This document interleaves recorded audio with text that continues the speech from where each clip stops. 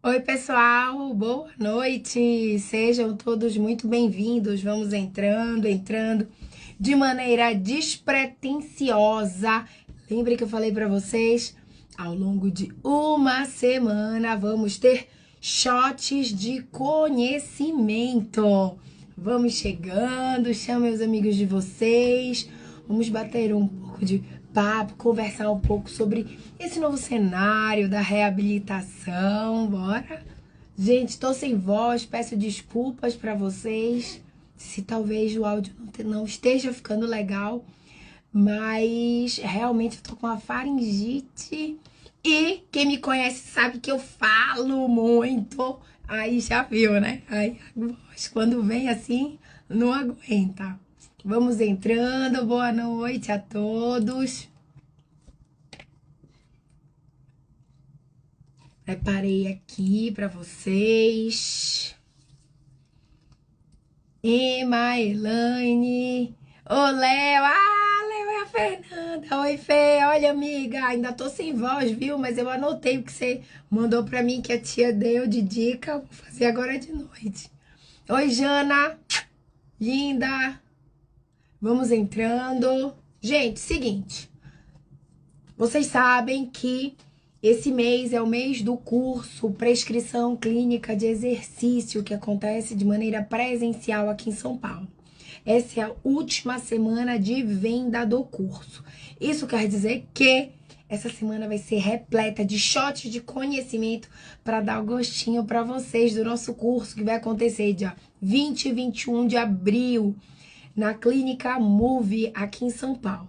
Bom, quando eu falo sobre prescrição clínica de exercício, eu sempre trago a visão do novo fisioterapeuta, por eu ser fisioterapeuta, mas na verdade isso é uma nova visão de todo e qualquer profissional que atue no contexto de reabilitação, tá? Então isso é muito importante nós estarmos frisando. A diferença é que eu te convido para esse processo de mudança.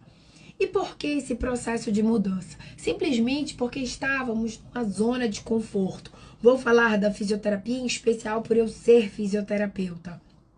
A fisioterapia convencional, ela ainda impera na nossa assistência. Isso é fato.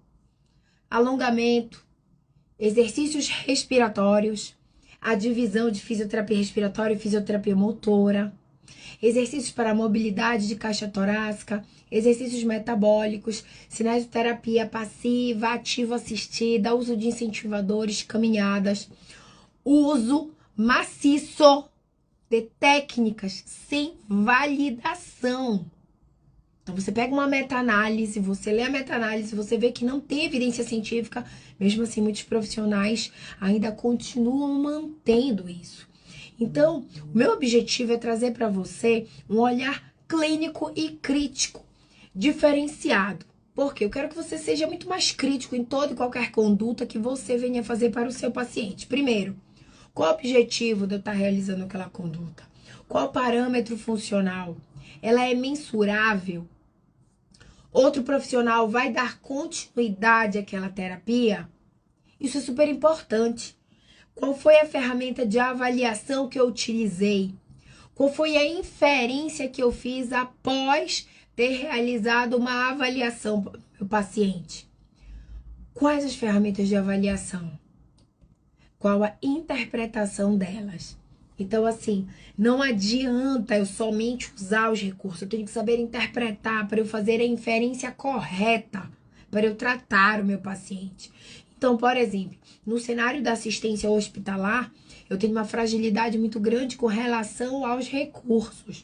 Por exemplo, utilizar Borg, utilizar somente oximetria, utilizar o meu conhecimento sem recursos, entendeu?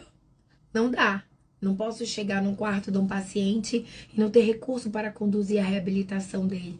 Infelizmente, isso ainda é uma realidade. Porque a gente tem impacto também na objetividade das nossas condutas.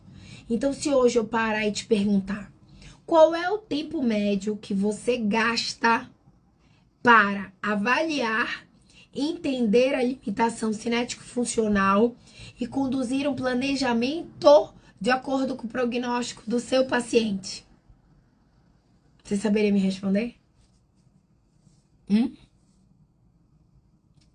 Ou, poxa, Ju, não ia saber te responder de prontidão. O que vocês pensam sobre isso? A gente tem que sair, gente, de um cenário de uma vez de todas, de condutas sem parâmetros, sem métricas, sem reprodutibilidade e sem continuação. Isso, ó, baixa nosso nível de significância, de importância, de impacto, de desfecho. Poxa, a gente tem que mudar. Pleno século XXI. A fisioterapia, em especial, ela tem que mudar. A avaliação, ela é primordial. Se você não sabe avaliar, você não sabe tratar o seu paciente. E não adianta eu tratar achando, ou então eu tratar mediante só o feedback do meu paciente. A gente tem que parar com isso de uma vez por todas. Eu tenho mensuração, eu tenho condutas validadas, reprodutíveis. É assim que eu tenho que pensar no contexto assistencial. Então, a avaliação ela é primordial, a avaliação ela é fundamental para eu entender o funcionamento físico e entender a limitação do meu paciente. Se eu não souber avaliar, eu não vou saber tratar. A prescrição em si, ela é uma consequência, ela é um resultado final da inferência que você fez. Só que se eu não estou avaliando o meu paciente como deveria avaliar, como que o meu tratamento vai estar correto? A partir do momento que você entra no contexto da reabilitação como prescritor do tratamento não farmacológico, oi Dani, boa noite minha linda, seja bem-vinda. Eu passo a entrar no cenário de feedback contínuo. Então eu tenho feedback da avaliação com base a questionários, a subjetividade, a visão do que o meu paciente tem mediante aquele contexto de doença. Aí eu passo para os meus testes. A partir do momento que eu faço os testes, eu faço inferências mediante as variáveis do paciente, individuais. Ou seja, eu não posso fazer tratamento em grupo sem avaliar a especificidade de cada um. A prescrição, ela vem como uma continuidade do que eu avaliei para eu entender a limitação. Porque é na prescrição que eu dou a dose, a intensidade na qual eu irei expor o meu paciente. E para isso nós temos diversas ferramentas de avaliação, gente. Temos que entender hoje que o contexto da reabilitação, ela é uma reabilitação intervencionista, onde eu faço uma inferência e uma intervenção e observo o resultado final do tratamento. Simples assim. E é assim que a gente tem que começar a trabalhar, começar a se policiar para mudar hábitos na nossa profissão, tá? Então eu tenho que me beneficiar da tecnologia assistida, eu tenho que me beneficiar da mobilização passiva e assistida na fase funcional de mobilização do meu paciente, onde possivelmente o marco funcional dele vai estar sendo fazer atividades no leito e sedestação com máxima assistência. Perceberam a diferença? Eu estou falando de fase funcional e marcos funcionais. São questões e conceitos diferentes, tá, pessoal? Eletroestimulação. Gente, é maravilhoso quando você acha o ponto motor do paciente e você conduz a assistência de maneira correta. Não é simplesmente colocar os eletrodos. Tem muita fisiologia por trás e dose precisa para assegurar a eficiência do tratamento do paciente que você propôs. Treino resistido, treino aeróbio. Gente, não existe fisioterapia respiratória e fisioterapia motora. Parou com isso e temos que parar cada vez mais. Inclusive em termos de cobrança. Vai estar um tempo ainda de mudança com relação a isso. Mas só para vocês terem uma ideia, na tabela da ANS não tem isso escrito. E por que a gente continua utilizando essa nomenclatura?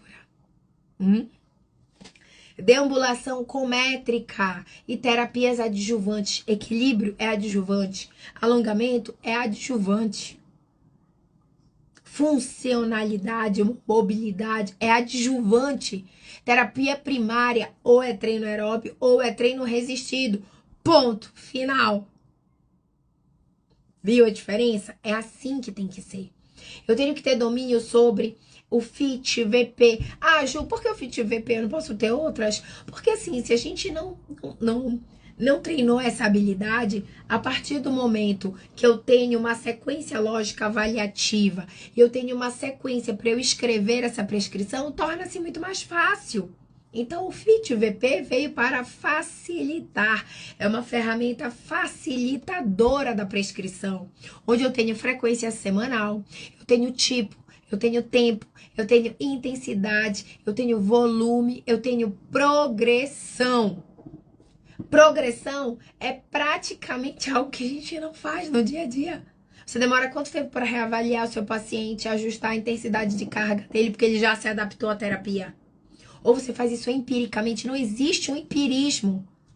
A gente está tratando, reabilitando vidas, devolvendo função para um indivíduo e tem impacto para ele, para a família dele, para o meio que ele vive. A nossa responsabilidade é muito grande para ela ficar no achismo. Eu sei que ele melhorou porque eu estou vendo que ele executa.